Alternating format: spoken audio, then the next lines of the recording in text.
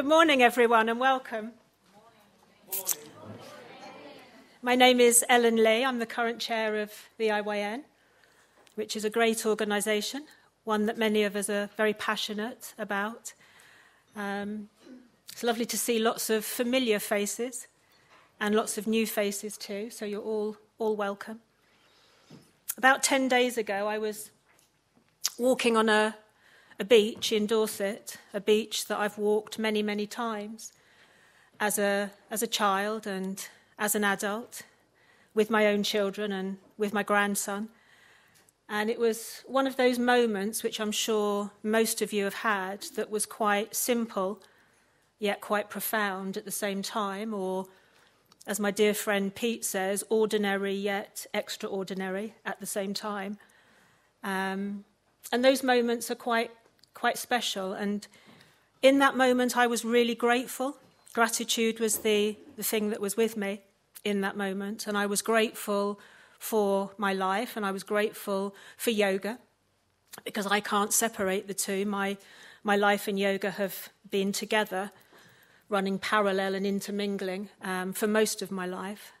So it was a simple moment, yet very profound. But I was ultimately grateful for yoga,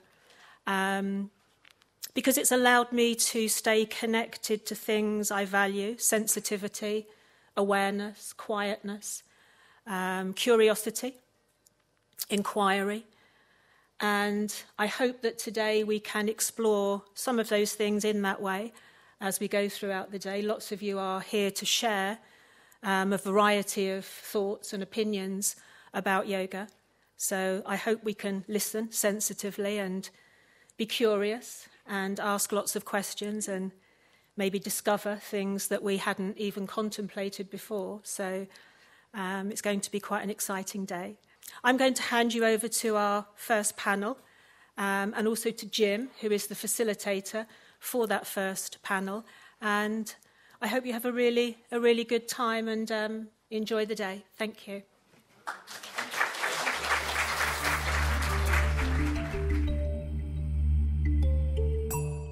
It's nice to see you all here. I'm really looking forward to this, and I'm sure that you'll all be quite, well, nourished from this. Yeah? I think that's the best word. Well done, folks.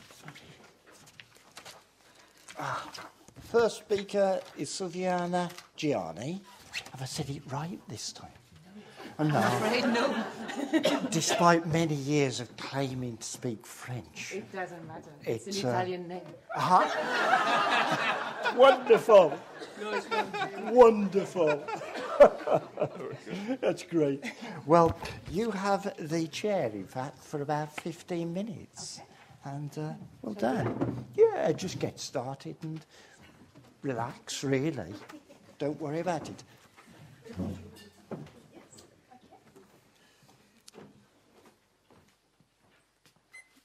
Good morning, everybody. I'm very pleased to open this meeting today, because openings are always like, let's have a new beginning, let's start anew, let's have a fresh perspective on things. So I've put together a few slides to just summarize what I feel now could be not the future, but the present of yoga, because I don't think we can ever consider any future unless we are based in the present. So, now, yoga, oneness. I will present a few very simple, contemporary definitions of the word yoga. Yoga, huge union, we know very well. It's old, it's traditional, and it's amazingly profound. We live in the 21st century, though, and in that century, we need to update and maybe rephrase the words. So, oneness, wholeness, interconnectedness. This is the way we would consider the world at large nowadays, considering science, metaphysics, philosophy, wisdom, ancient and contemporary. So, if all is one, all is one, like all of us are one. Not a single person here is separate from the others. Maybe not the way I feel, but this is how things are. I come here this morning, I know nobody. I just arrived from France, come here because a friend talked to me about this place and this organization, and I arrive and I discover a new world. Familiar because I've lived in the UK for many years, but still new. So, separate or not separate? One. I am, we are one. So, that first definition would be, could yoga be that oneness with myself that allows me to be one with all that is? That is, people, the world, things, good or bad. Next. Second definition. Perhaps all, one is whole. That is, the universe is, the multiverses, the cosmos, the micro and the macrocosmos. Could yoga be my experiencing that? My experiencing that on a day-to-day basis. That is, in my traveling, commuting to work, in my doing the chores, in my having the most creative ideas I have had in my entire life. Could I experience in my inner self, in my heart, the profound connectedness with all that is? Absolutely everything. No exception. Not even the things I dislike. I can't put up with the things I'm not good at, the judgments I have on myself and the rest.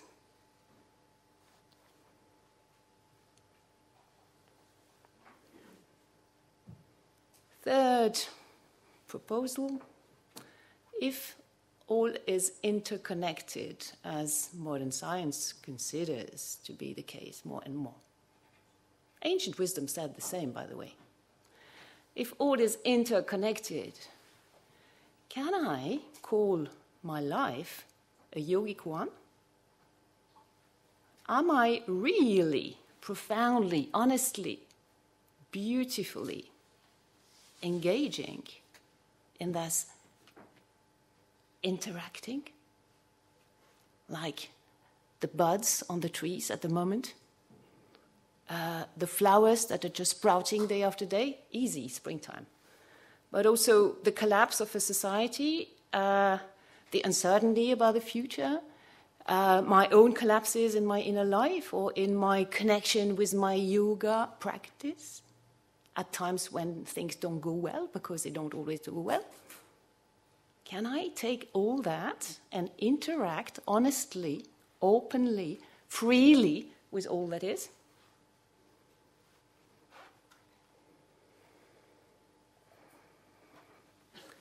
These were a few definitions, like proposals, like can we approach the world in a different way? Now I'd like to have a little look at what might block us or limit or restrict that possibility, because fundamentally the self does that all the time. The self can't be disconnected from anything. But in reality, in my day-to-day life, what happens is I am very, very, very profoundly defined by my conditionings, cultural, educational, etc., etc., etc. The conditionings I'm aware of, I may change easily, but the ones I'm not aware of, most of them, they define me. They make me come here, arrive here in a different way than a British person, because I just come from another country. It's not very far, it's just across the channel. When you go to my place, you feel a little bit foreign. Not badly so, but just a little bit foreign, because it's a different conditioning. It's a set of different conditionings. So let's have a look at the conditionings that define and determine all sorts of things we want to do, including, and I'm insisting on that, and the way we approach, practice, and share yoga. I suppose many of you are passionate about not just the wisdom, the practice, but also the sharing. That's why you're part of this organization. So in what we're sharing, there is a lot of predefined, pre-limited habits that just block the freedom of the flow we would have when we feel, as we do feel with nature, as we do feel in sacred spots for us, of oneness, wholeness, interconnectedness. I'm sure you get that. So, practically, we'll need to free ourselves from that. We do have to do that, otherwise we may end up having a boxed yoga with a million different boxes, all of them beautiful, perfect, because they are all deriving from the self. So none of the yoga tribes should be feeling that something's missing or too much. It's just not possible. All yoga comes from self. Self is whole. Self is one. But the boxes we experience in many countries of the world where yoga has become the kind of a trend show that we are stuck there. We are stuck in the conditionings, in the habits, in the patterns. Now, the patterns as such are not really a problem because we all have patterns. We couldn't live without patterns. We grow up being emulated, supported, kept upright, sometimes uplifted by all that is around us. And by all that, I mean not just parents and teachers. I mean all that acts as a kind of a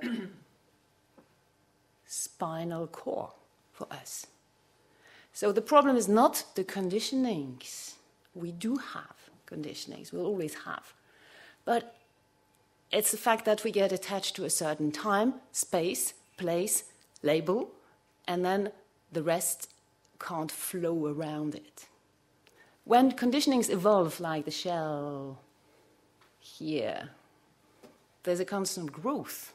And in the growth process, there are things that are going and things that are coming. There's a constant evolution, changing, more and more. But when we get stuck,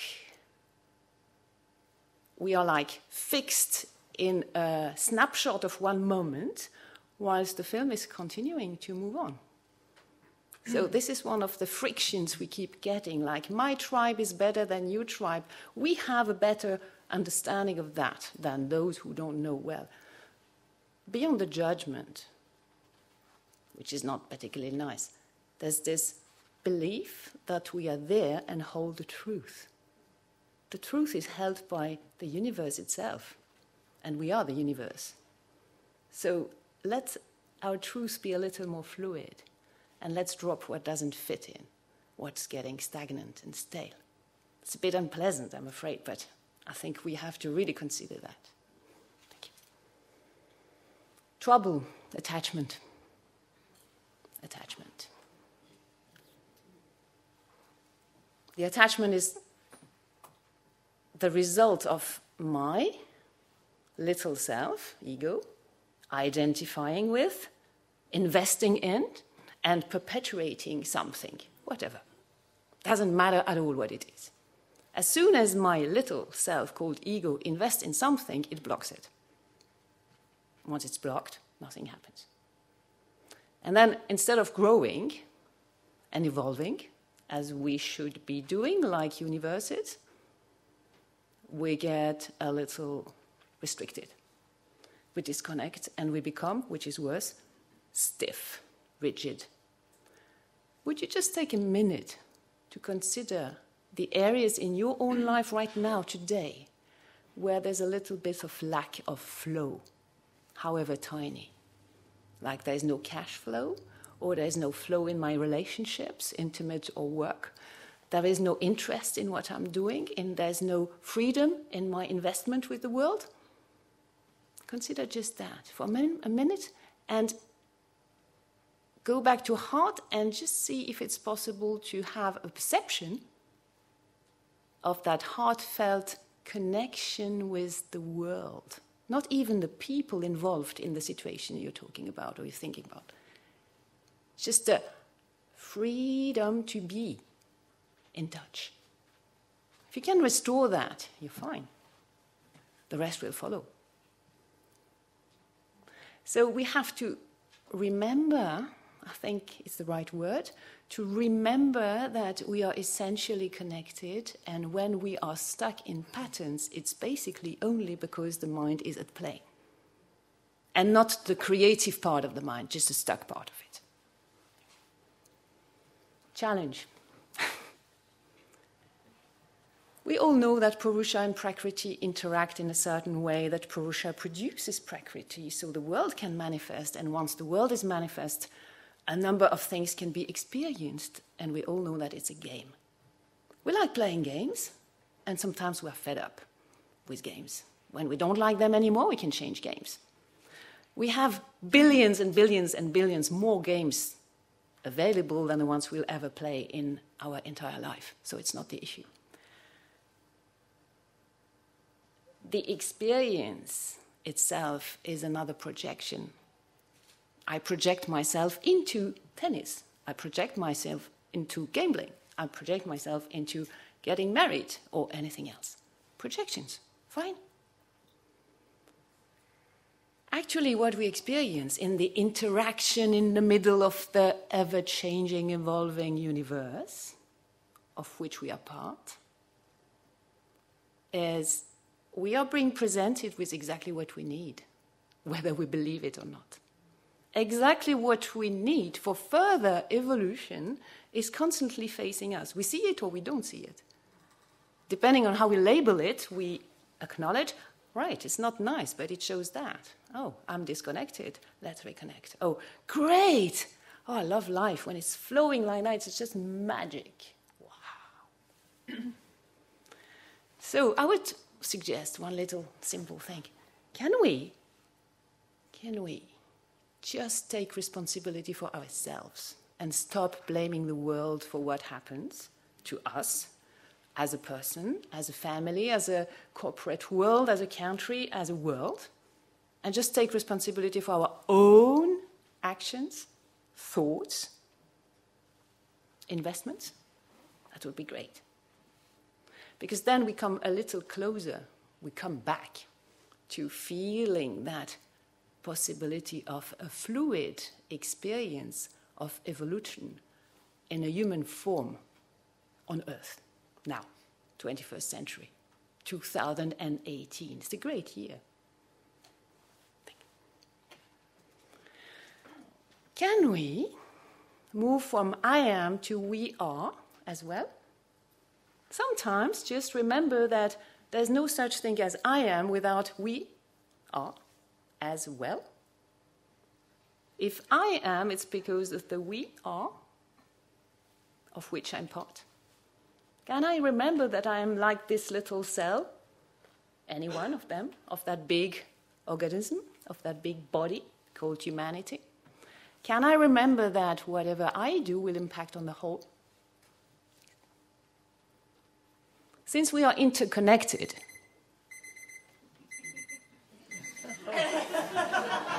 perfect. Just a minute. Just a minute. I've got a minute. Perfect. That's just what I need. Nothing else. Everything is connected with everything. Everything depends on anything. Everything impacts on everything. And where it takes us to, last minute, is that consciousness. The thing is not so much what I do, but how I experience my connection with that dog shit under my shoe sole. That happens sometimes. How do I experience that wonderful experience at the end of my meditation? It's not so different in the end. Conscious or not conscious? Let's try and be conscious, because this is exactly how we can impact most on our personal, collective, and global growth and change. Mind your projections. Mind your ideas and beliefs. They are often in the way. Thank you.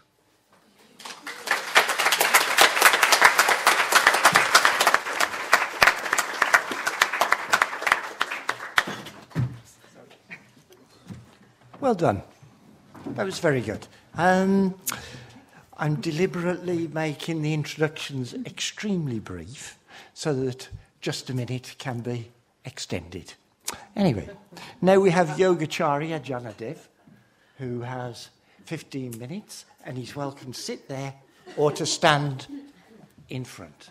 Both are okay. Okay. Thank you. Yeah, to begin with, I guess again my name is Jnana Dev, not Jnana Dev. And that's kind of quite nice the way we're starting, the way we're trying to box the divine and yoga in words or in few phrases, few sentences. But in our tradition, we always like to begin with a bit of prayer. So let's just chant 3 beautiful Oms to bring a bit of vibration and bring the authenticity of yoga in. So you can join or you can just enjoy the sound. Take a deep in breath.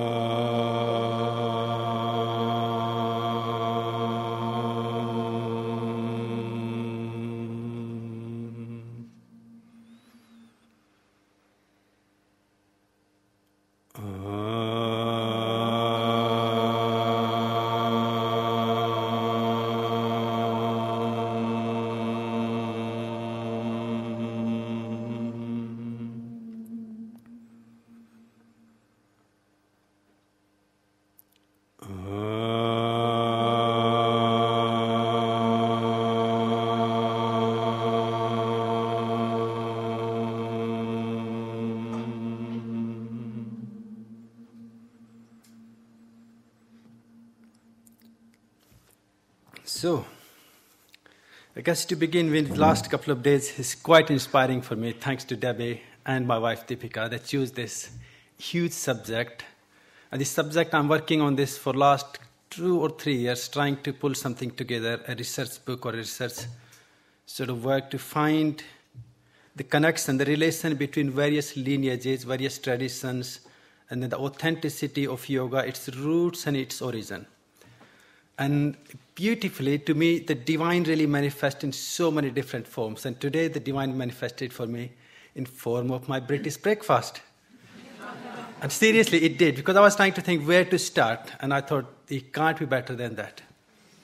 So we went to Sainsbury's, and it says, homemade porridge. And I think no one can really say no to that. So I thought, can I have homemade porridge with bananas, with blueberries, and a bit of honey on it? That's the only time I try not to be vegan when it comes to honey. So I get my breakfast after a few minutes, had the first spoon, and I realized it cannot be homemade porridge, because I make porridge every day. I have so many friends, and thank God I got some beautiful students, British students. They know how to make porridge. You soak them for a couple of hours, you put them in a pan, add a bit of milk, bit of water, a bit of different things, a bit of honey or sugar, and then you bring it on the table. The minute you put the spoon, it goes, you can feel the heat and you know it's microwaved. Okay. So I talked to the person who brings it to me, and I was like, can you tell me how did you make it? You said it's homemade. They said there is a packaging done in somewhere in a factory. They have to put a bit of milk in it and goes into microwave. To me, what we're doing with yoga now, really, putting into a box, putting the divine into a box so we can put it in microwave for a weekend, for a week, or a couple of months, or the course can be even longer of a year. But I'm afraid the real porridge, you have to begin it from finding the right oat or the right kind of ingredients. Then you have to cook it properly. So when I start thinking, when I start contemplating about yoga, we need to sort of, again, step back and see what yoga is, or why do I practice it? There is nothing wrong in thinking, I like to be healthy, I like to be flexible, I like to be strong, because I'm also very passionate about physical hatha yoga practice. But the ultimate goal of yoga is not really about physical fitness, it's about the mental, emotional, and spiritual well-being.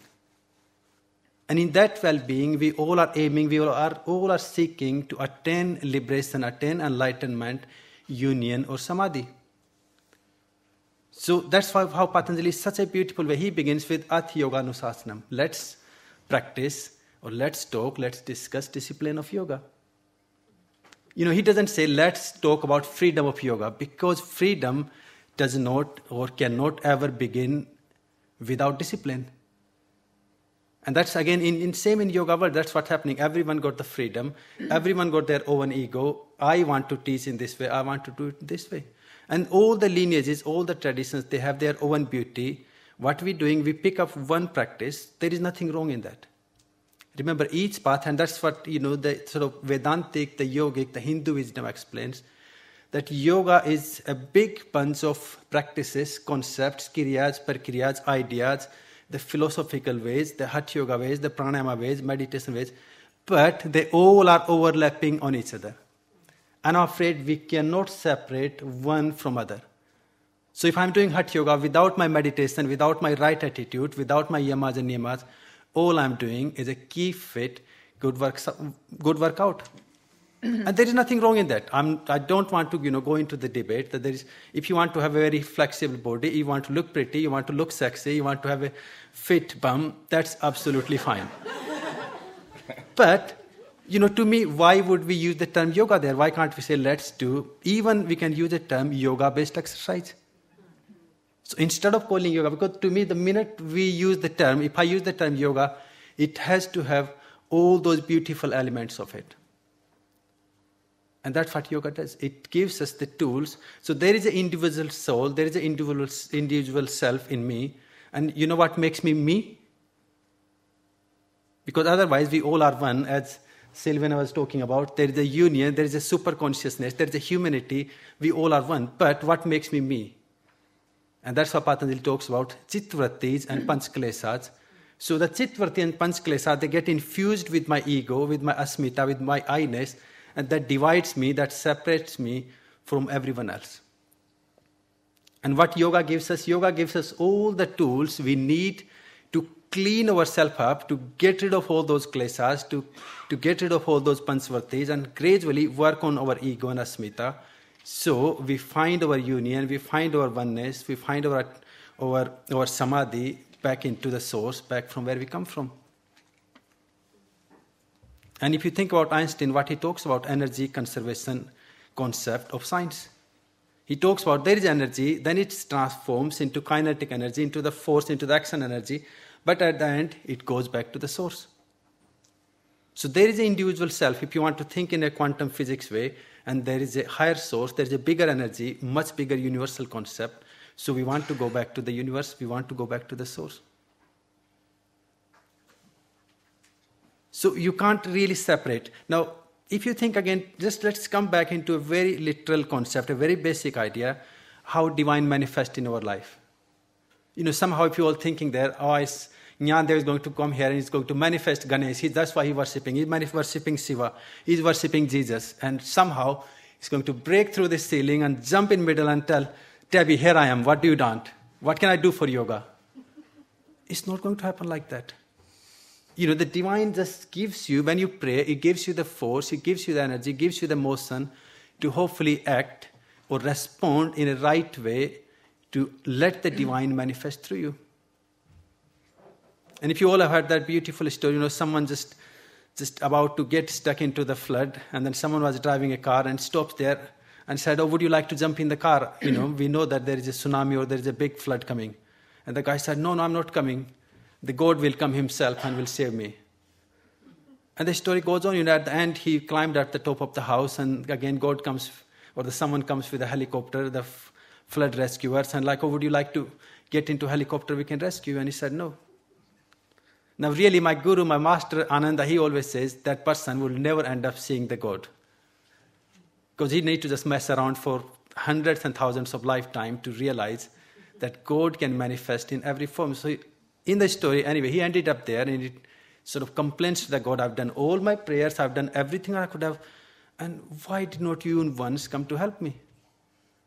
And the God said, you stupid, I came in so many forms, I tried everything, I was driving a jeep for you, I came out on a boat, I came out in a helicopter, what else I can do? So somehow to be, when we think about spiritualism, when we think about divine, we're boxing the divine in some kind of fantasizing universe that he will be wearing all these amazing robes and he will be sitting there with all these lights glowing. There's nothing wrong in that.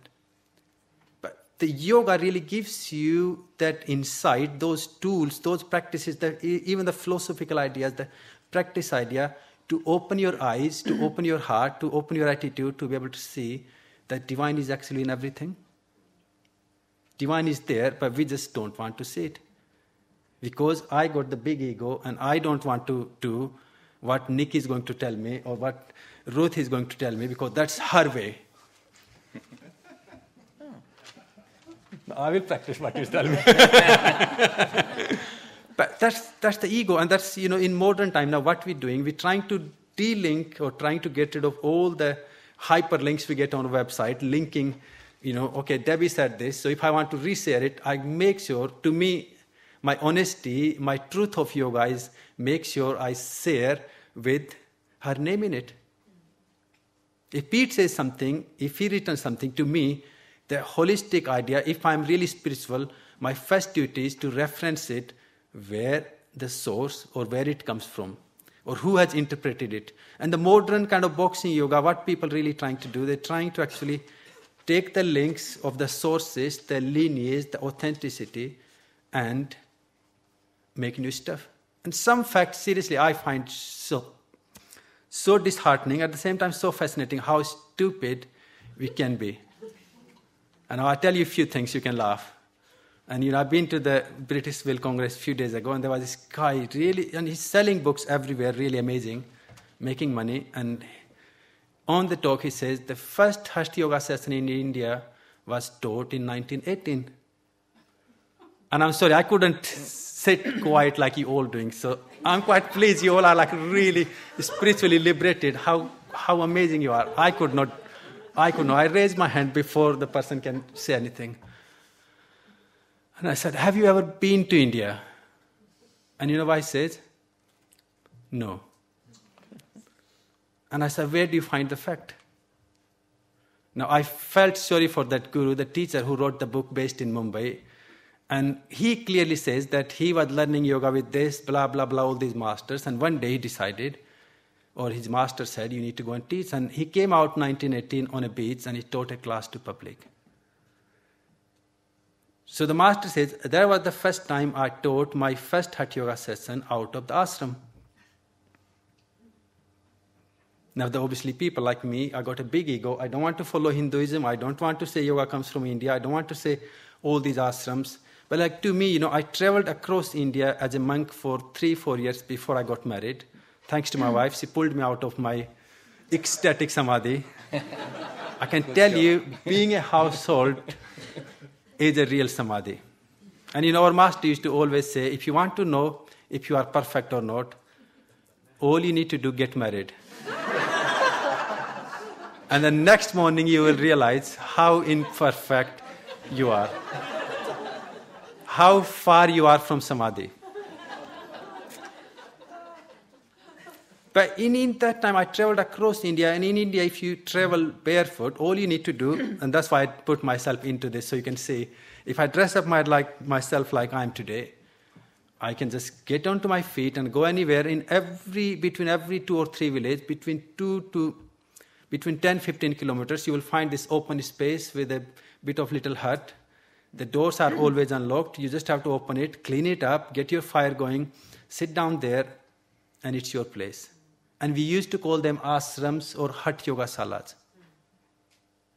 Now those ashrams, those Hatha Yoga salas were what they were for. So the space was created, a room was created, so someone who is passionate about health, well-being, yoga, enlightenment, can come and live there and share their teachings, share their wisdom. Now the guy said, I understand that, but that was in ashram. And I was like, if you want to learn something, if you want to be educated, where would you send your kids? He said, to school. So I said, if you want to learn yoga, if you want to learn Hinduism, if you want to learn school, where would I send my kids to? It's an ashram. So ashram is just a term for an institute where you go and learn yoga, where you go and learn Hatha Yoga, you learn meditation, you learn philosophy, depending on the master, depending on the tradition you follow to. So I said, what's wrong in it? And the guy said, no, yoga was never meant for general public. So I find quite amazing when people come up with things like that. I'm like, so who would pay the money for the ashrams to run? Seriously, if you think about, one of the masters says, because the disciple, he was sort of like me, like if I renounce everything, I become a monk, I will have nothing to do. I can just sit and meditate every day and I can just be happy. Someone will give me my food, someone will give everything I need. So he comes to the master and he said, look, I'm ready to be enlightened. I'm ready to renounce everything. But tell me, what do I do before enlightenment? Because he wanted to make sure he's doing right thing. So the master looks at him like, you go and fetch your own food and your own water. So the student like, that's perfectly right. I know that. So now tell me, what do you do after enlightenment? And he said, you still go and fetch your own food and your own water. The only difference is, to me, and that's where we concluded, I said, okay, the guys who used to teach yoga in ashrams, I'm sorry they never had the health and safety forms. Okay, they never had the shouting out that what you shouldn't be, what you should be doing.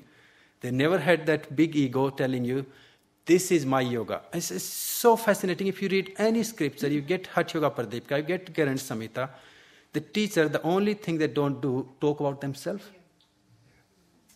The thing they talk about, the gurus, the masters. Now, he said, still I don't agree with it. That's the only time Hatha Yoga was taught. I said, come on, tell me when Hatha Yoga Pradipika was written. So thank God. Then he sort of brings it down. He said, it was somewhere between 14th and 16th century. And I said, if someone writing a book, there must be people practicing it.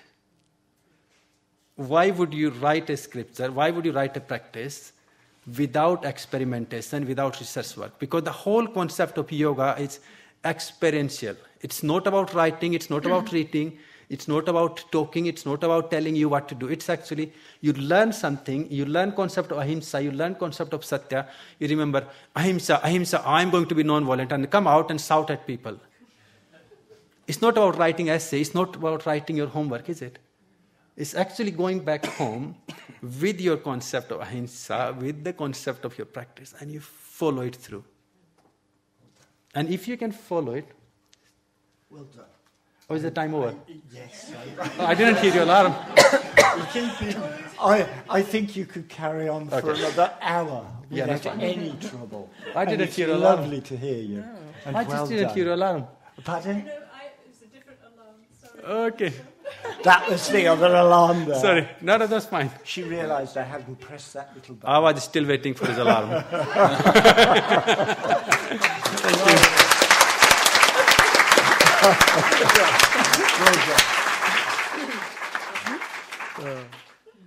Well, I think some question time. I can't see there being any trouble at question time for a continuation.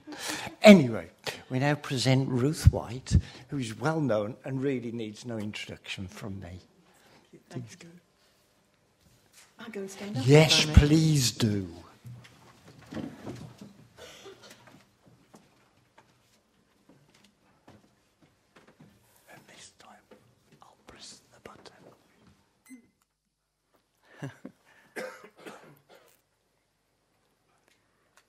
There's already a beautiful stillness in the room, and I want to echo what my two colleagues have already said. This is going to be a very practical talk. The left side of my brain isn't that great, but I'm okay on the right. So, would you mind standing?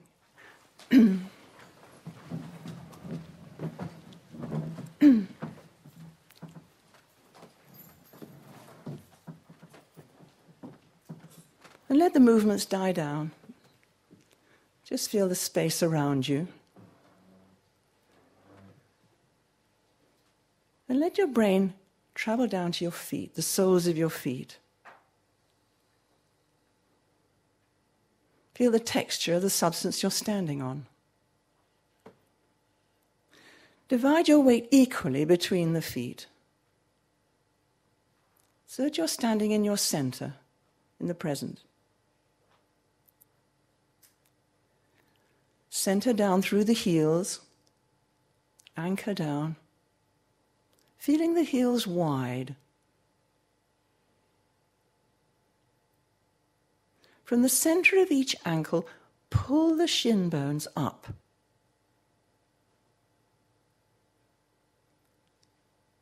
And from the center of each knee, pull the thighs up. From the Muladhara, lifting the inner body towards the head, behind the navel, behind the breastbones. The heart literally lifts up, vertically up, behind the eyes, and out of the top of the head, lifting. Deepen the breathing.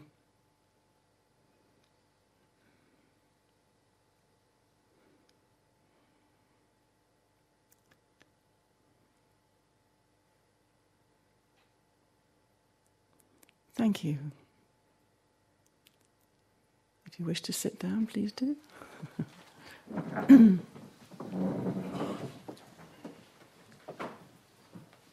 Yes, there's a wonderful feeling of oneness. To talk about the future of yoga is absolutely right. You have to speak from the present moment. And the past will affect the present, and the present will affect the future. I've been teaching for over 50 years, and things have changed a lot. 50 years ago, you couldn't really speak about consciousness. And if you asked a room like this, how many people are meditating? Maybe 1 or 2. But it was unusual. Now it's quite different. So I feel there's a wonderful direction in the yoga that we're now going on to the, I'll say the higher stages of yoga, but they're all limbs of the same body. And really the postures, which the West think are all important, beginning to realize that they're not, are just preparation for our meditation and our pranayama and our higher realms, so that we can sit comfortably without being distracted by the physical body. So even now it's important how you sit. And just as you balance yourselves over your feet, you can feel the sit bones, hopefully, on the chair, and just balance the weight equally between the sit bones and let the spine arise from the girdle.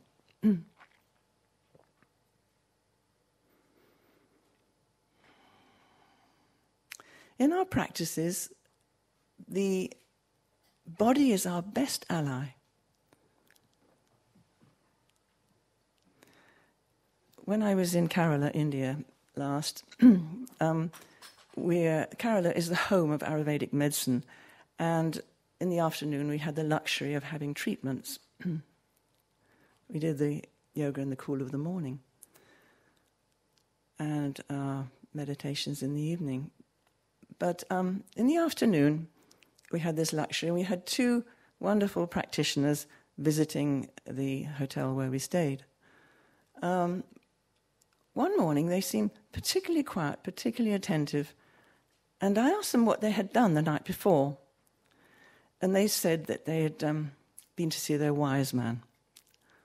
So I said, can I come and meet this wise man? And they thought about it, and they said, yes, they could. I could come. So they were on motorbikes, and there's a lot of smog and a long journey. But we travelled to a temple, taking gifts of joss sticks, wreaths, red bananas, and had to wash our feet before we entered. And knelt for some time, waiting to be in the presence of this wise man. Then we were led into a rather barren courtyard, just mud. And there were 2 little huts. One was the loo, and one contained the wise man. It was a bamboo affair with a hole in the side. Quite rickety, really. And we were allowed to ask one question. And I went in and put my head through this hole. I couldn't see anything at first. And then 2 little eyes looked out of the darkness. They were very bright. And eventually I saw a sort of skeleton of a fellow. Really dark, very bony. And this wizened person with the bright eyes was listening, and I said, "Can you help me remember?" And quite sharply he just said, the body. And after all this travelling, all this kneeling, the body. So I walked away, and John, my husband, asked his question. He said, what was it all about? And the answer for him was, it's a mystery. So after the 5 of us had asked our questions, I thought, well, that was rather short. I'll just stick my head through the hole and ask him if that's all. So I said, you did say the body. He said, yes. Yes, you know. So I went away pondering this, and I realized what a present he had given me. What a gift that was. The body is always here and now. And it is, in fact, a perfect map, a perfect tailor-made picture for us. But do we look? Do we look into ourselves? No, we look in the outside world for the answer. We might blame the outside world if it's not quite to our liking, or if something apparently goes wrong.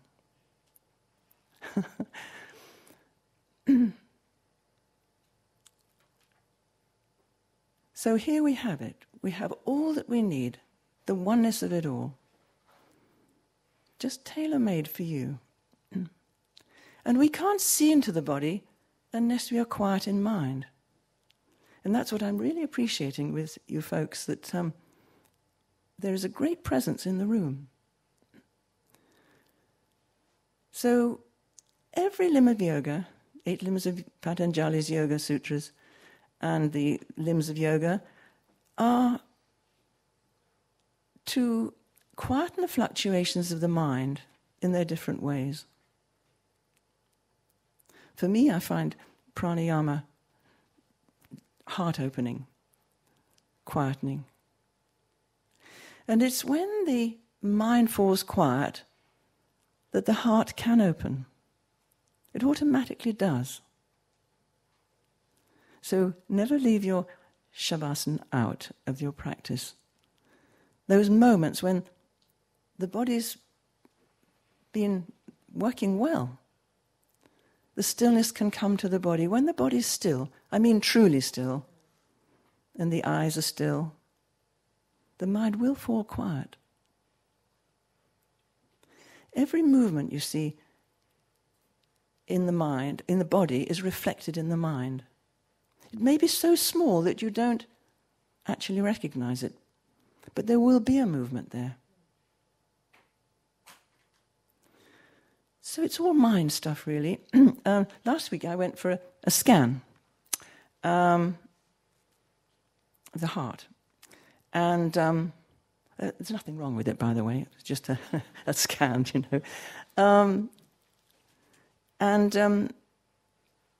the girl taking the scan said, I don't think this has worked, we'll do it again. So I said, well, how long is it? She said, oh, it's a minute. And then you could see the tracings on the paper. And I noticed there was a little bleep on the first one. So for the first 30 seconds, I meditated. And for the next, I introduced a scary thought. The thought was actually, goodness, I hope I'm not going to have to teach my new class with a plaster on my feet. It was a pre-op scan. So a scary thought. And then I looked at the scan, And after the first 30 seconds, it was quite rhythmical in the meditation. It really leapt up off the line. So I thought, how amazing is that a thought can be physical? And it proved to me what I'm just explaining, that it's actually in the mind. And you know, our job as teachers, and there are lots of good teachers here, is to persuade the students, to let them believe that they can do it. And once you think you can, dear friends, you can. It's persuading yourselves sometimes, isn't it? So the only limitation is in here. Records are being broken all the time, and I wondered, how is that? But once one record has been broken, then it's easy for the next, isn't it? Yes? There's a wonderful story about a sheep farmer in Australia. And every year, the athletes would race from Melbourne to Sydney, which is, a 3-day thing. And they'd run, stay the night somewhere, and run on. And one year, a sheep farmer said he wanted to go in for the race. So he was laughed at, really, because he had a funny sort of walk. Run. He sort of lifted his knees up and he ran in his farming clothes. And he was a bit laughed at, and he was way behind. The athletes took off. When it came to evening time and they stopped and went to sleep, had a meal, he just went on running. He just went on running. So gradually, after the second day, he was ahead. And he won the race. And the next year, of course, everybody ran all the time. You see, it's the limitations, the conditionings, the blocks to love are in the mind. It's difficult, it's rather we can't find the words for describing a state of wholeness, oneness, of bliss. But we can look at the blocks towards consciousness that stop us standing in the light of the present moment and going into the dark of the future and the past. And that's where all the worries lie, all head stuff, in the future and the past. I mean, if you just ask yourselves, how do you feel right here and now? Is anything wrong in the present moment?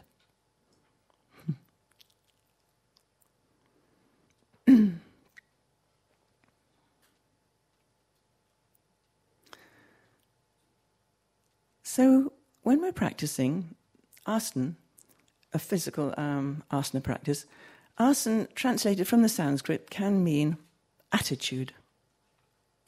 And it's our attitude that can change in the posture. And as has already been said, we can't change the world. We can't change our partners for the better, although we do try.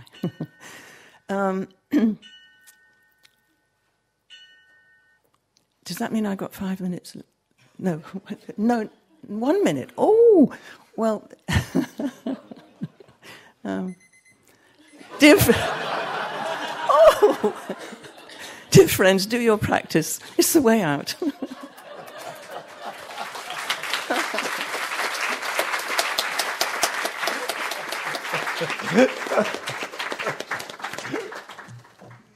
Well done.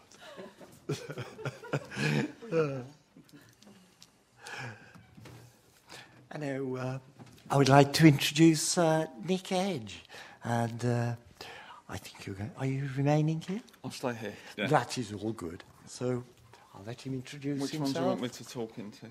This one or that one? This one? Yeah. Yeah, okay.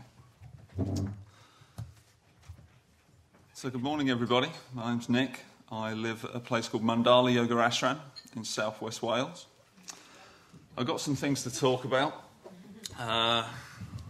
However, I've just realised, and some of you will find out, those of you that are talking, if you go third or fourth on the panel, it's very good for your sense of self-importance, because you realise that people are saying all the things that you thought were going to be really clever when you came out with them, and you've got nothing left to say, really, because it's all been done before.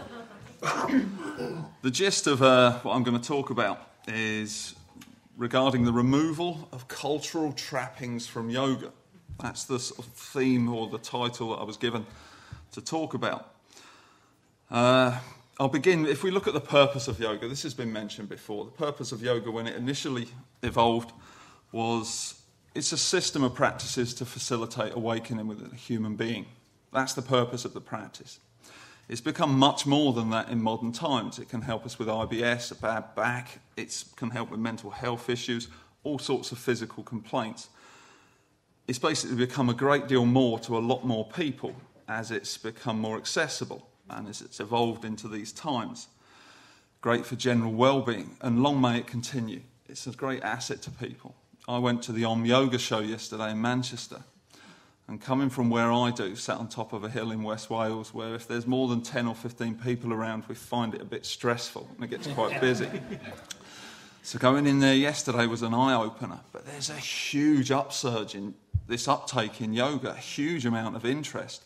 It may be a great deal of exercise, there may be a great deal of looking at it from different perspectives, but the surge in interest is enormous. I couldn't believe the numbers that were there. Long may that continue, long may that carry on. However, there is a very deep need as well in our society for the spiritual dimension of yoga. It's almost, you know, those things that when you play Trivial Pursuit and you have to put all your cheeses in the circle, we seem to miss that cheese out and we leave it out. In our society, even though we may live in a material abundance relative to generations prior and relative to the vast majority of the people that live on the planet, we're poor in other ways. And I often think that the spiritual void in people's lives, or that spiritual need in people's lives, because it goes unmet and goes on for so long, that can actually produce a lot of the issues that people then come to yoga for. Digestive complaints, mental health issues, anxiety. These kinds of things could possibly be a consequence of having that spiritual void in their lives.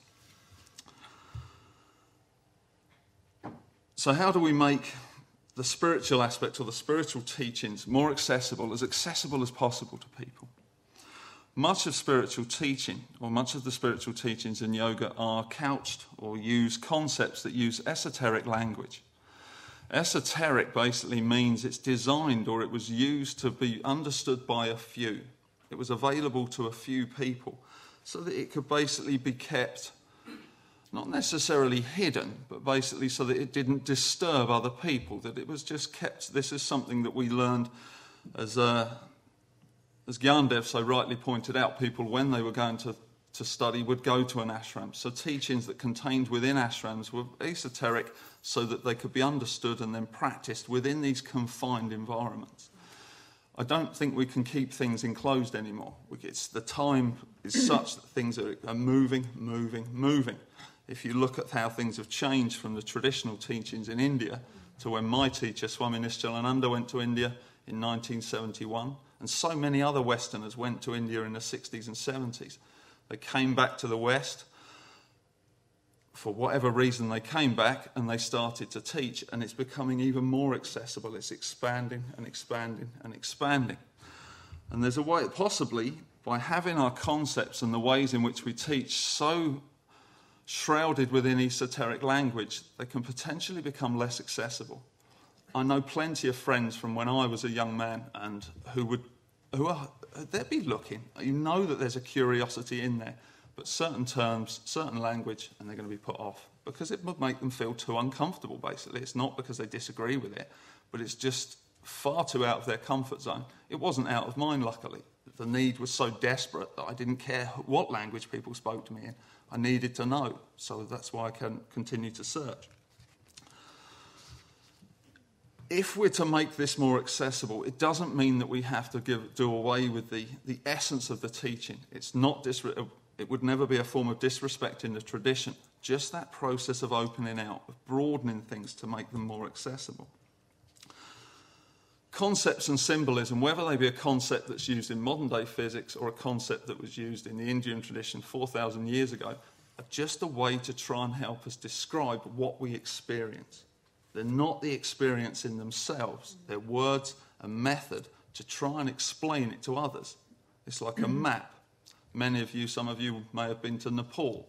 If you haven't, I could sit and show you a map and get all enthusiastic about Nepal.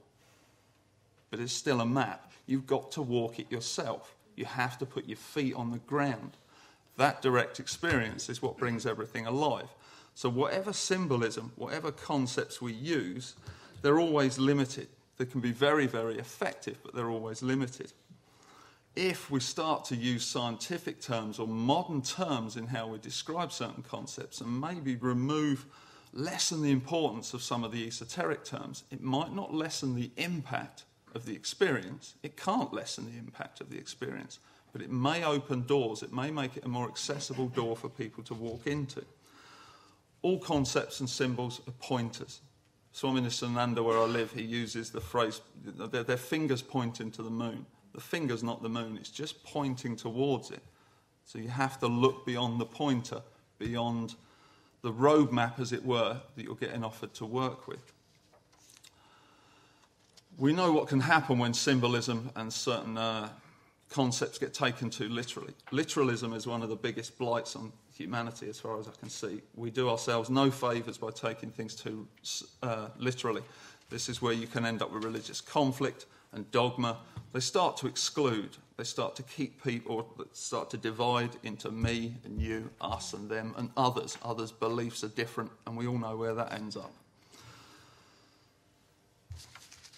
What we can do is look at yoga in its true sense originally. Yoga is a science. It's a mystical science. And the difference with a mystical science and how we would perceive modern sciences is yoga and any other mystical system. The experiment is you. It's not outside of you. If I was performing a science experiment when I was a kid at school, this is the object, and I perform the experiment on it. I write my observations down, I hand it into the teacher, who knows what mark we get. With a mystical system, with the practices that we've got in yoga and all other mystical sciences, none of them are excluded. You're the experiment. You perform these experiments, these practices on yourself, and you observe the changes. And you also open up to the possibility of deeper understanding, of insight, that awakening, which is the original purpose of all that we practice. How do we start to recouch these terms when we can basically, as teachers, understand what some of these concepts and these symbols mean? It's up to us to do the practice. It's up to us to explore so that we don't just repeat things by rote and we use these terms without understanding them. Many people may be put off, hardly anyone in this room would be, but many people might be put off of practicing something like mantra. It's got an exotic name to start with, and then you start chanting all these words that come from who knows where. It could be alienating, it could put people off. Mantra, from Sanskrit, comes from two words. The first word man comes from manas, which means mind. Tra, expansion, liberation. So the concept of mantra is using sound forms, patterns in sound, to expand the mind, to free the mind of its current patterns, so we don't think the same ways, we don't have the same stuck concepts. We loosen this space up so that we become a broader, more open person on a day-to-day level, but also you can open up to that possibility of insight. You create space for the awakening that's offered, or the possibility that's offered by these practices can become your reality, not something that was written about a few thousand years ago. It's right here, right now, and it's your possibility. So if we explain mantra, if we make it more accessible, without taking away its power, without stopping chanting Sanskrit, who would want to? We continue to work with the practice, but we explain it in terms that people may understand from their schooling, from their current conditioning, so that it's basically something that makes sense. It becomes common sense. The possibility then is that something like yoga and meditation, some of the practices that we work with, could even be taught within schools. They could be taught, not just even the asana, some of these practices could be taught, it could be a given that they're taught as you become educated. It could be the science of being, in the same way that you do physics, maths, physics, chemistry and biology. There could be the science of being or the science of self. The nature of self could be taught as a mainstream subject as it becomes so accessible. It's demystifying the miraculous, basically, stopping it from feeling that it's something that belongs to a few that are in a certain club who look a certain way or maybe dressed a certain way. But it's basically accessible and available to everybody.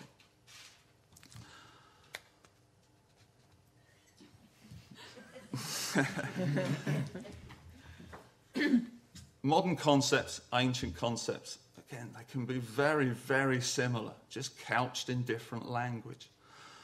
A good example, or an example that I like myself, is some of you, or many of you will be very aware of the imagery of Vishnu, the reclining Vishnu, where he's fast asleep. And out of Vishnu, he's dreaming the entire manifest universe. You, me, the trees, the birds, the planets, everything. The entire created universe is being dreamt forth from the reclining Vishnu. The reclining Vishnu symbolising pure consciousness, undivided being.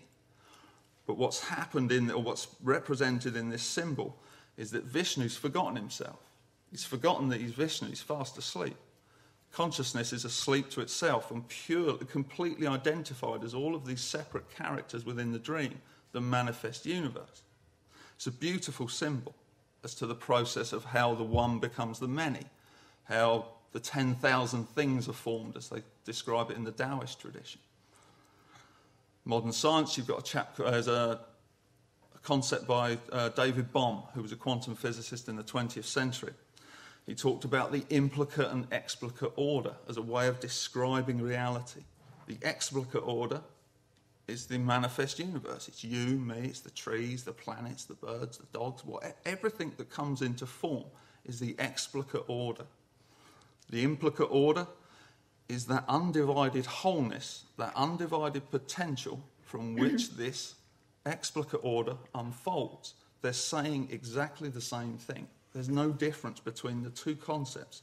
One is a few thousand years old, one is about 80 years old, something like that. Neither one has more or less power than the other. If you're that interested in quantum mechanics, that can trigger change. That can trigger change in your understanding because it has the same power.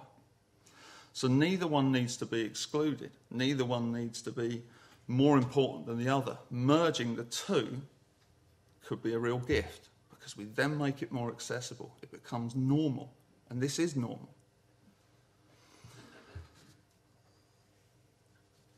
I had a really good joke to conclude. Well, I thought it was a good joke to conclude with. However, I don't want to upset you, so don't take it. This is because based on what I saw yesterday at the Om Yoga show, based on what I'm hearing here, based on the amount of people that come through the ashram, the people that I see when I teach retreats in other parts of the country. If we're going to ask that question, what is the future of yoga? And that's a pretty big question to be asking as well. If we're going to answer that question, we could say that the future is bright. It just doesn't necessarily have to be orange. No disrespect. No disrespect.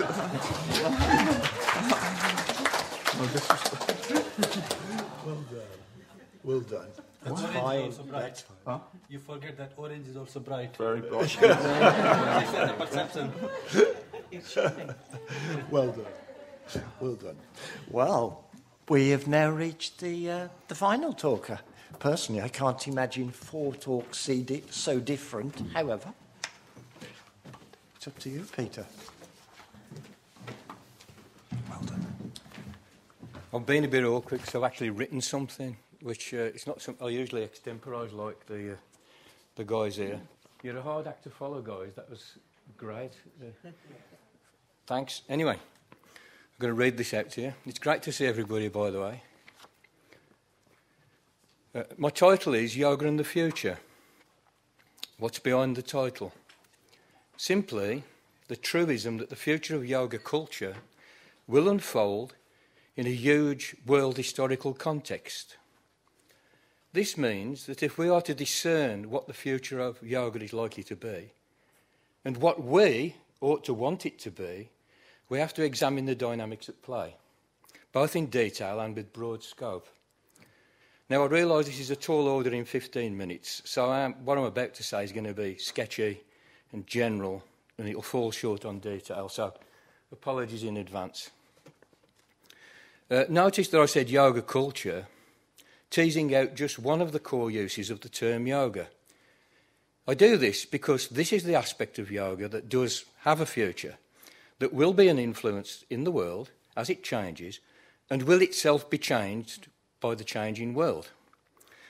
Thus, yoga in this sense can be a subject of hopes and fears, which cannot be dispelled by homilies about being here and now. Yoga, understood as ineffable, beatific being state, by contrast, is not the subject of hopes and fears. Where there are human beings, some will inevitably encounter the ineffable, as Arjuna did faced with the cosmic Krishna, because it is built right into our being, actually enabling us to be at all.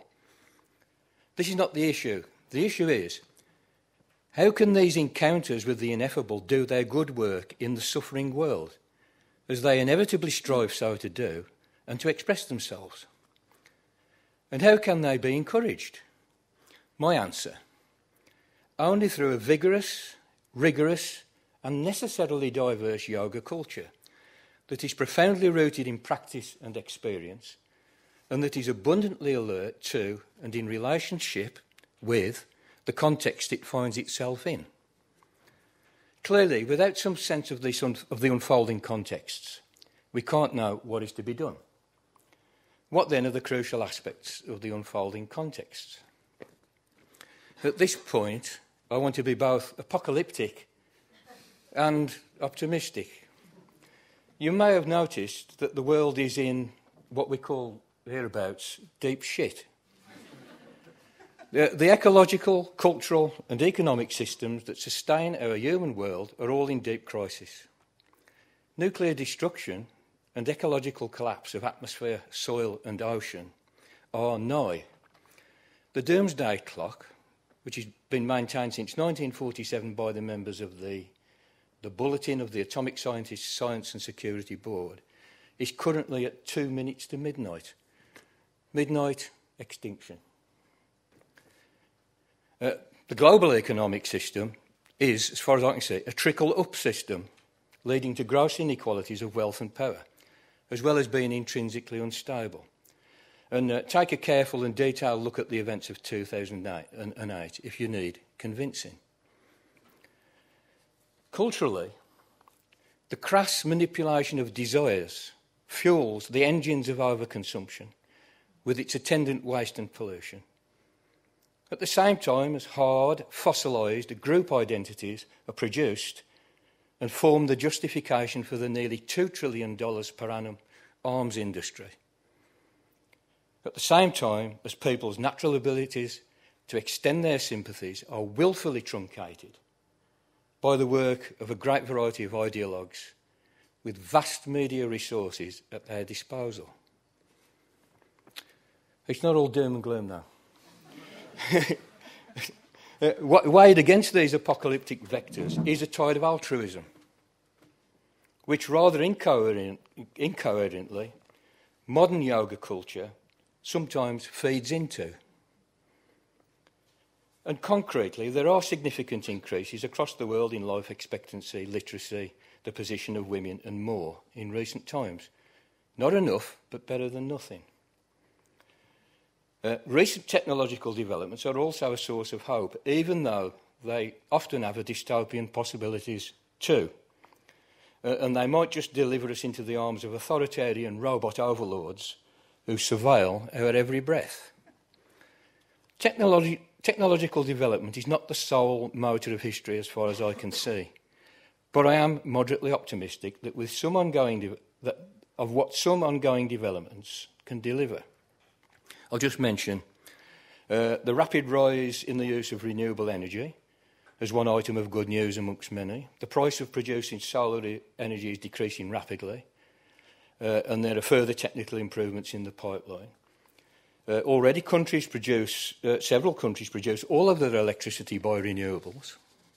Furthermore, governments across the world are committed to phasing out fossil fuel transport over the next couple of decades, even those faced with huge developmental challenges like India. As far as the global economy is concerned, distributed ledger technology is being developed at a hell of a pace, and it promises to mitigate many of the instabilities and inequalities in the legacy economic system, as well as having numerous other use cases. At this point, though, I'm not going to overplay the soothsaying. Nobody knows exactly how all this will pan out. But what I am sure of is that the interplay of the apocalyptic and optimistic altruistic forces will in many respects be characterised by struggle. The forces of the status quo are immensely powerful, and they will not give way easily to the forces of altruism. The other thing that I'm certain of is that there will be a massive disruption of all aspects of life, sooner rather than later, and regardless of whether altruism or apocalypse gains the upper hand. The destruction of jobs by automation alone, most economists estimate half of all jobs annihilated by 2030, which is only, 11 and a half years away. That will see to that. So, how then does our current yoga culture sit within this context? Firstly, we have to consider how this culture is fed by both the imponderably ancient and the utterly novel. In the vast majority of cases, we catch the yoga virus from our ancestors who go back to Ishvara, the guru of even the ancient gurus. And I mean our spiritual ancestors.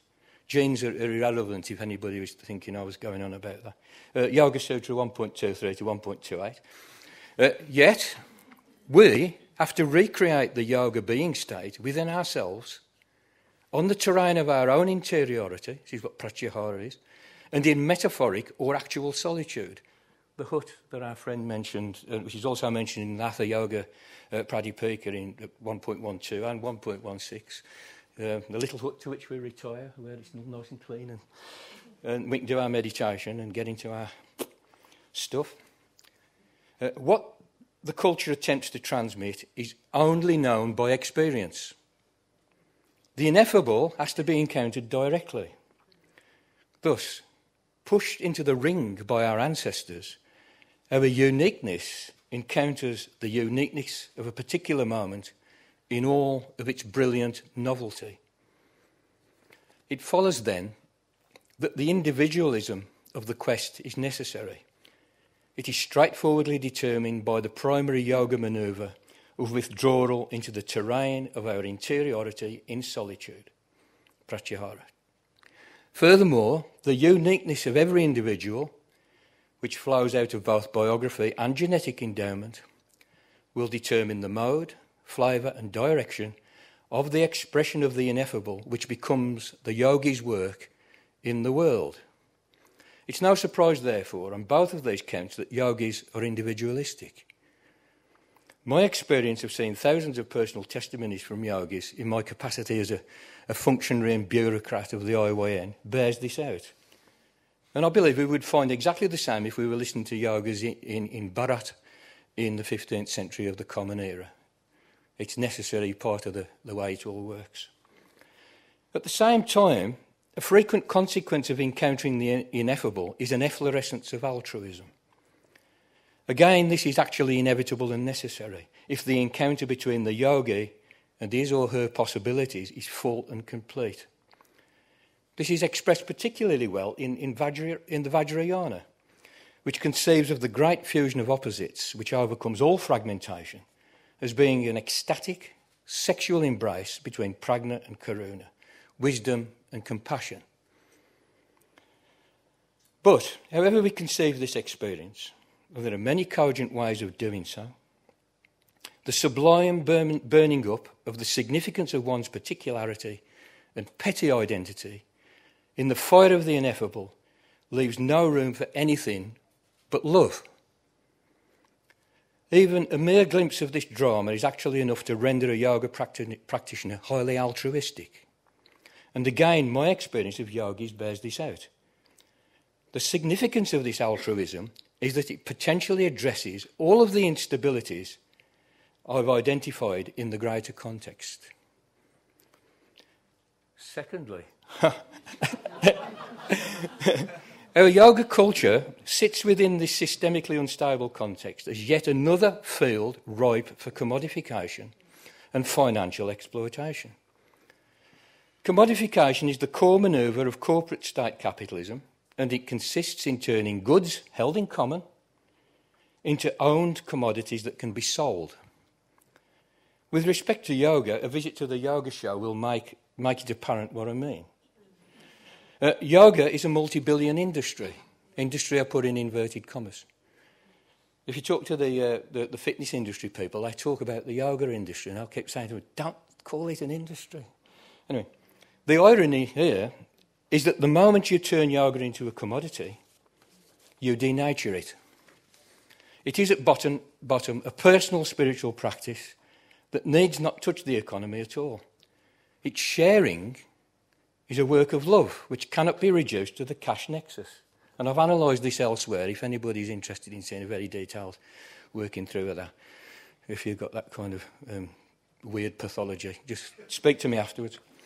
And obviously, this is where danger lies to the project of building a vital yoga culture, which I identified as a desideratum earlier.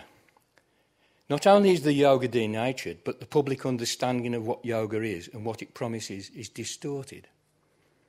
To overcome this danger, we need to realise that collectivities can make things happen that lone individuals cannot. This realisation is difficult for individualistic yogis, especially as they are mostly positioned in the economy as small businesses or lone traders who do not regularly encounter the possibility of collective action. Unlike blokes who work in factories where they kind of talk politics in the canteen.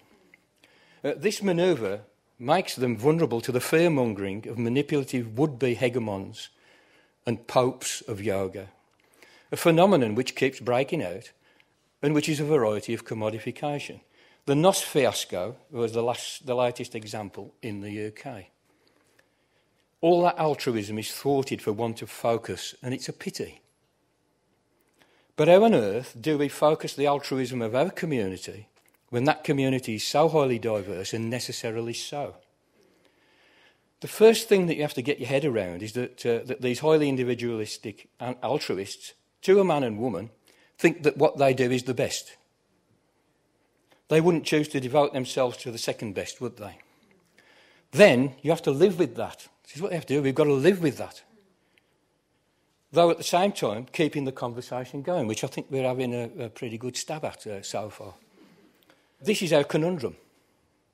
We won't build the vital yoga culture that the world sorely needs as possibly its voice of sanity unless we can focus our collective altruism. And we won't manage that unless we embrace our diversity and recognise the commitment of our brothers and sisters to their particular metaphysical underpinnings and chosen practices. We are a broad church and we have to honour that. If we can't work for the common good in that way, then nobody can. And then there is little hope for anyone. Thank you.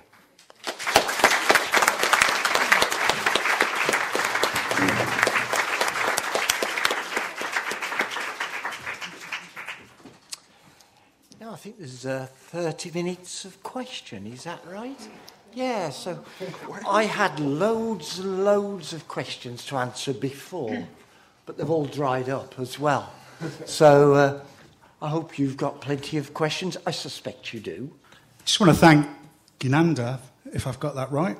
Gnandev. Thank you, Gnandev, for drawing our attention to how to get the best from our buttocks with yoga. So I've got a bit of a long question, and it's actually for every member of the panel. Is a yoga-based exercise too long a phrase for the immediacy of Western society? Are we asking too much of them? Can they only cope with one word? Isn't it any form of yoga a type of gateway drug? Or, as Nick said, a more accessible way to go further?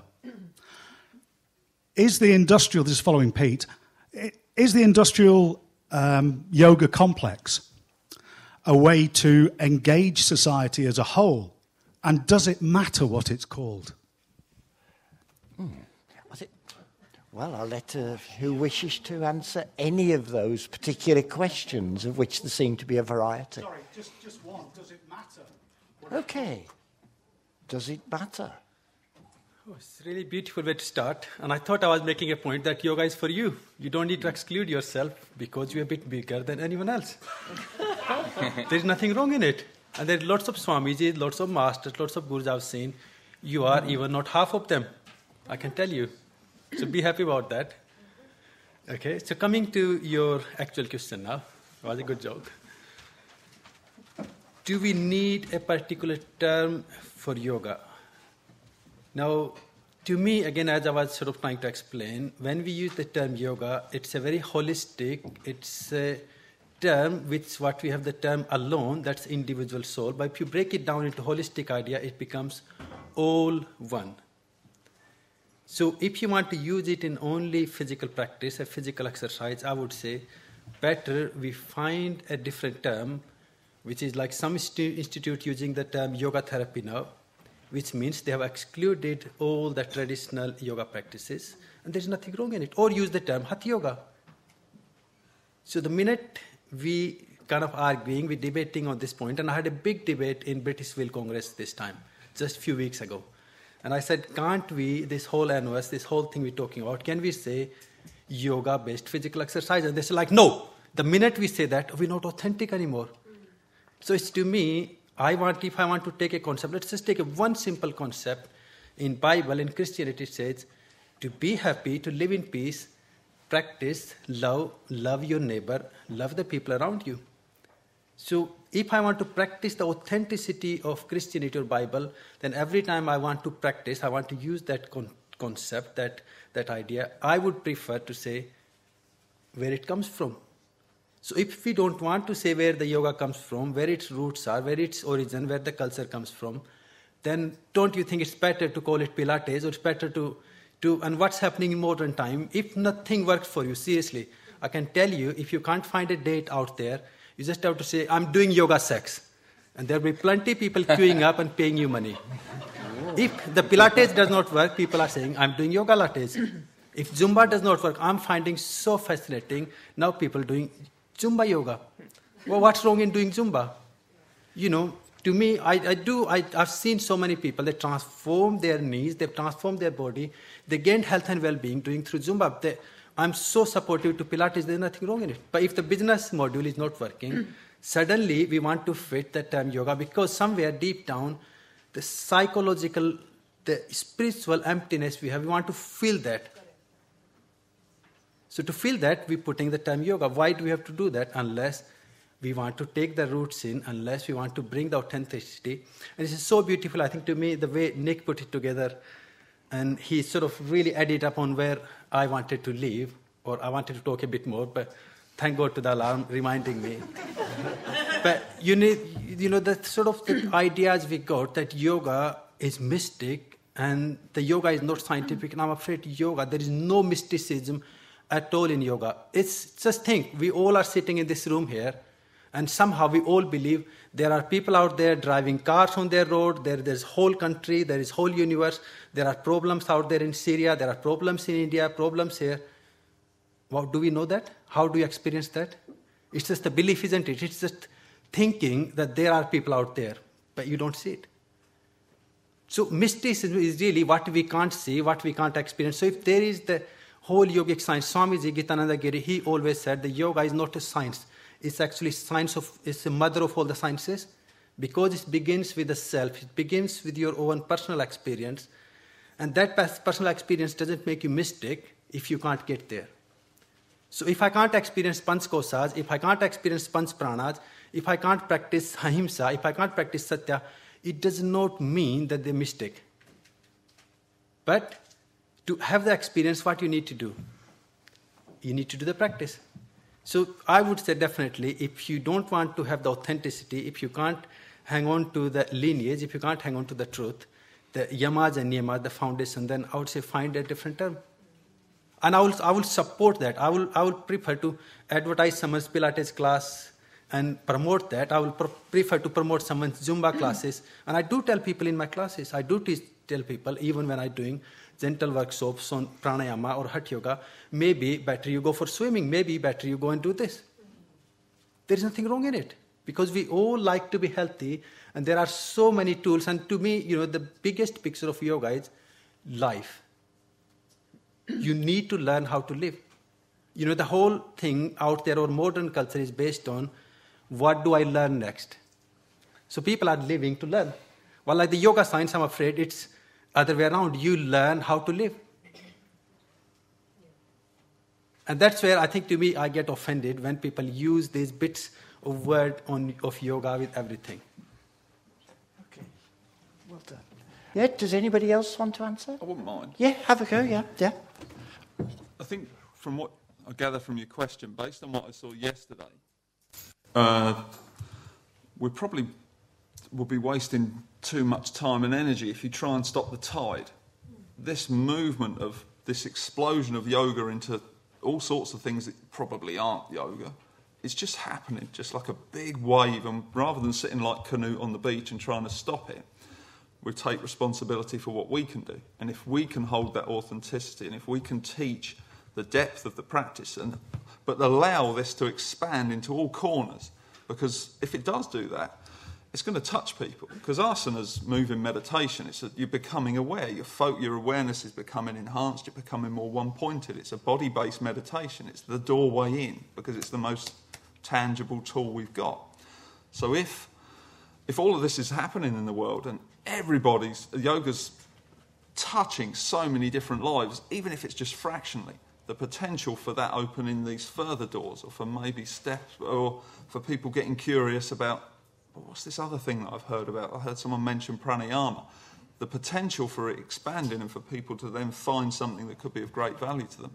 I think so what people call it, I'm not overly concerned about, because that's just names up. But I'm not arguing. It's because the potential for that spread of that wave is going to happen. These tides they're too strong. We can't stand up and stop using the word yoga, because it's potentially a bit. It's potentially with.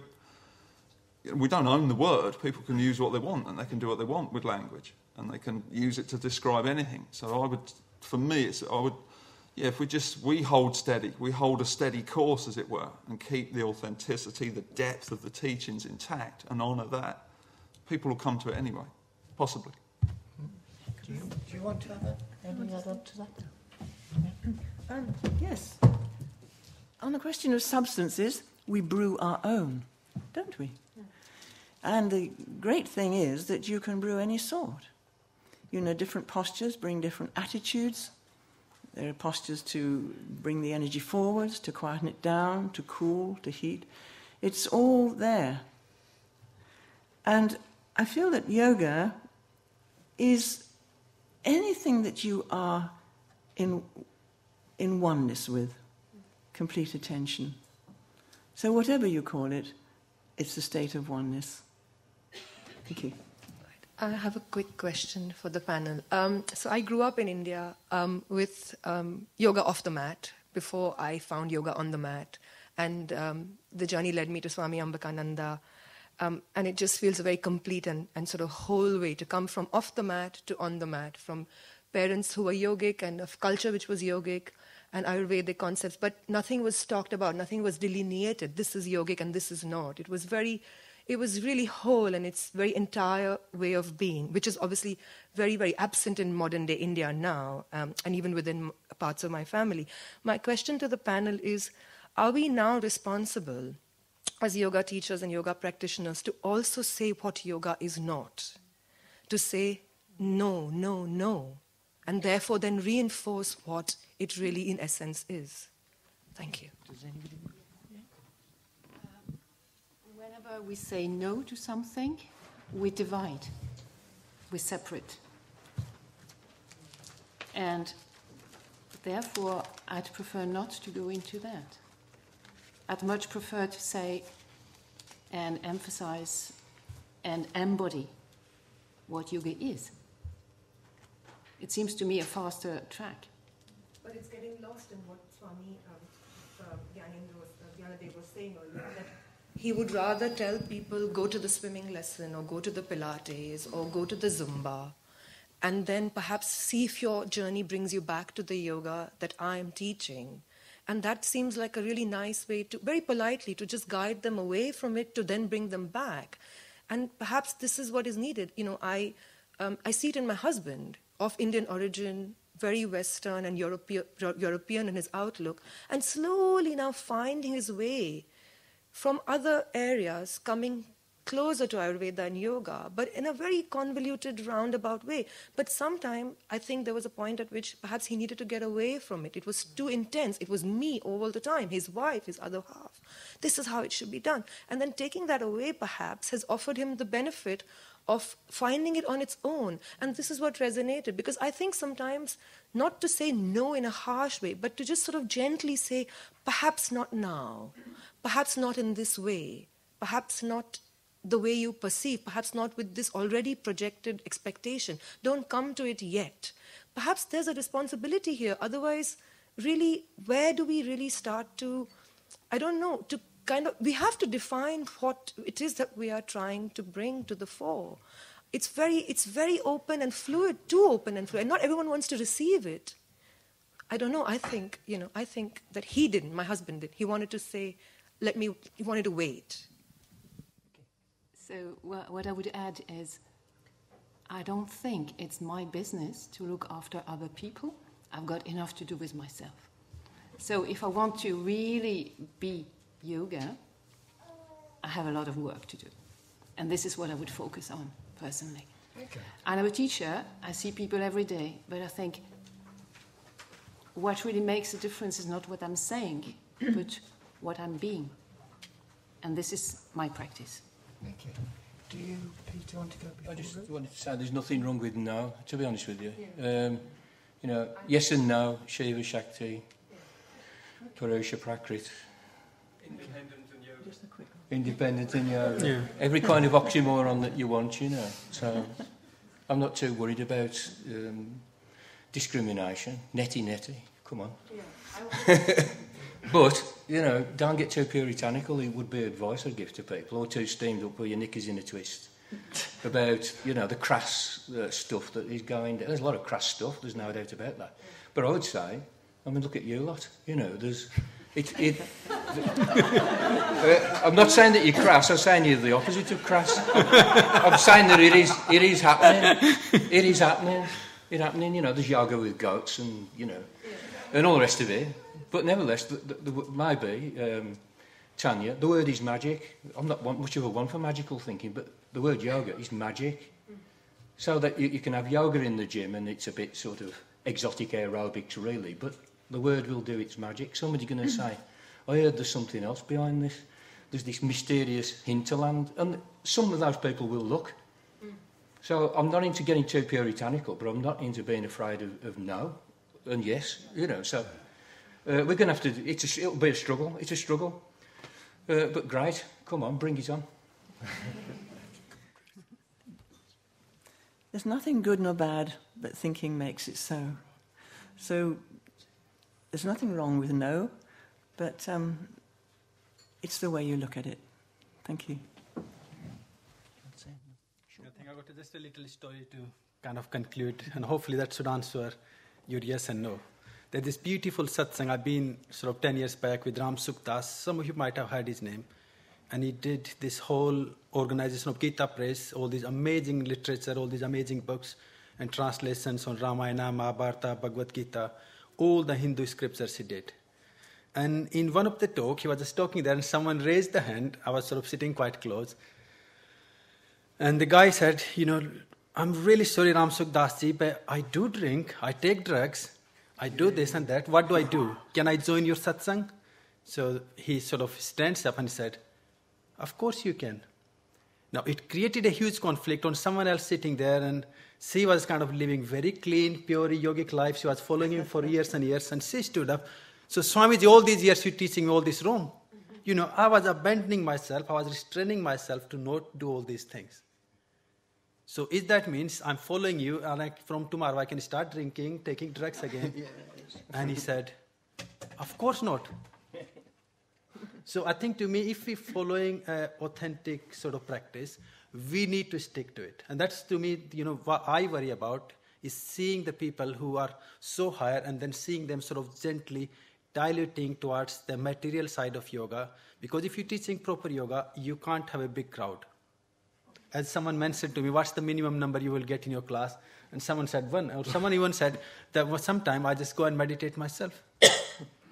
So if we can let go that fear and be authentic to ourselves and do what I believe in it, then you will be fine. Swamiji, you are saying that perhaps this very physical yoga on the mat is perhaps not yoga. The quintessential yoga in Krishna said, I meet my disciple where they are. Is it not possible for yoga to do the same? Can it not meet the gym bunny just as it does the person in search of a deeper path? Yeah, that's a really good question. But to begin with, I did not say that yoga on the mat, Hatha yoga, is corrupted variation of yoga. It is a very essential part. And sometimes, we say Patanjali writes only 3 verses on asana. It does not mean that he did not actually value it. But I think to me, when he was writing or when he was compiling yoga scriptures, the yoga was so widely known, so widely experienced, and there were things he knew that they were already put together in his scriptures. There were already lineages, like we have the Nath tradition, which is purely based on Hatha yoga practices, all the physical postures, all the kriyas, all the cleansing practices. There is a Giri tradition, which is again even based on much more vigorous physical practices. So to me, when he wrote only 3, he said, what you need to do, find a practice so your body becomes calm, you can have a serenity, you can have a peace, But to me, what I'm worrying about the modernization, we're losing the essence, we're losing the beauty of the concepts and principles of yoga. So I'm not against the physical practice. I'm against the minute we talk about warriors for 10 minutes, about feet and knees, and not even once mention, it helps you to align your panchkosas, it helps you to create that openness of your heart, to have access to the divine, access to the prana. And I'm afraid we get the experience what we open to. So if I sit in meditation every day and thinking, I believe in Jesus, when I come to realization, my first realization will be seeing Jesus stand in front of me, blessing me. And that image will be what I have created in my head. If I'm creating a Shiva with snakes around his head and hair, that's what I'm going to see. And once you go beyond that, then we come to the essence, which is the Purusa and Paramatman. So I'm not against the physical practice, I'm against losing the essence of it. Swamiji, yoga's been here for 8,000 years that we know of. Could we not rely on it? Could we not have faith in it surviving? Rather than feeling we have to be the rescuers of it, could it not be the rescuers of us? I don't think we need to worry about survival of yoga, because to me, I think even the 8,000 years, labeling the date on it, it's just limited awareness or limited knowledge. Yoga belongs to humanity, and I would say yoga begins the day humanity begins, because it's about self-realization, and self-realization cannot be in a time frame. And this linear time frame based on Western history doesn't belong to Hinduism, doesn't belong. Yogic history, the yogic time is spiral, 3-dimensional. So we see what we see depending on level of our awareness. If you transcend yourself, whole world is really beautiful. You will surround yourself with beautiful people. If I'm struggling myself, suddenly I struggle in problems. If I'm in pain, I see pain everywhere. So the time is not linear in yogic concept. Thank you. I think that yoga came into being when we came into being. Yes. Therefore, I'm saying, do we have to be so concerned that yoga is going to lose its essence, it's going to lose something? I am saying, can we not have faith in that yoga, that it will survive the gym bunnies? Yeah, that's fine. Do you want to carry on, Nick? Yeah, with regarding to gyms, and I know this wasn't the thrust of your point, I taught a class in a gym in Somerset for 4 years, and it was one of the most powerful classes I ever taught. It happened to be that there were many people in that class, because I went in there because I needed the money. I'd left the ashram for a period and I needed to earn some money. And I was thinking, what am I going to teach? Because this isn't the sort of yoga that I teach. I thought, well, the only thing I can do is teach what I was taught in the ashram and just risk it. If I lose all the students and I lose the job, so be it. And they loved it, because as teachers, we do seem, it's a bit of a cliche, but it's true. The students that want what you're teaching will come to you. We don't have to get too tight and start holding on for dear life. We're living in an age where there's so much this gripping on to sort of almost like fundamental attitudes that we could do it as well, the yoga community, because it's the energy of our time. You've got fundamental this, fundamental that, extreme this, extreme that. We need to be mindful that we don't get too grippy and holding on for dear life to what we think is right and this is the way that I think it should be done, because we're just becoming like the rest of the world there. So you can teach yoga in gyms. You never know who's coming through the door. It might be someone who's desperately looking for depth or some deeper understanding. They've just not known where to go.